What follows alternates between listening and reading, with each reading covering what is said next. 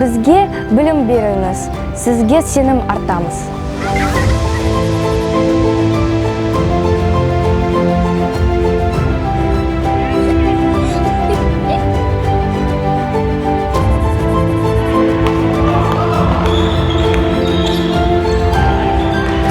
Сізден тәрбие алып, сізді үлгі тұтамыз.